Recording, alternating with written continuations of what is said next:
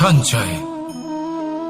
মানুষের যখন থেকে বোধ বুদ্ধি হয় সঞ্চয় করতে আরম্ভ করে দেন। সঞ্চয় করতে থাকেন ভোজনের, সঞ্চয় অর্থের, সঞ্চয় শক্তির। নিজের জন্য করেন, নিজের পরিবারের জন্য করেন, নিজের স্ত্রীর জন্য করেন, সন্তানের জন্য করেন, সন্তানের সন্তানের জন্য সঞ্চয় করেন।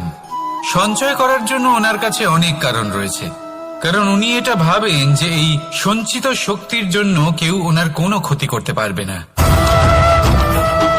মানুষ ভুলে যান একটা গুরুত্বপূর্ণ কথা, এই সত্য, উনি এই সংসারে খালি হাতেই এসেছিলেন আর এখান থেকে ওনাকে খালি হাতেই যেতে হবে।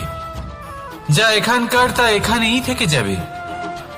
আর যদি কিছু ওনার সাথে যায় তা হলো ওনার কর্ম, আর কিচ্ছু নয়। তাই যদি কিছু অর্জন করতে চান তাহলে শুভ কর্ম অর্জন করুন, আত্মশক্তি অর্জন করুন, কারণ পরলোকে এটাই হবে আপনার সম্পত্তি। তাহলে কি এটা আপনি অর্জন করতে চান না? আসুন আর আমার সাথে ভালোবেসে বলুন, রাধা রাধা।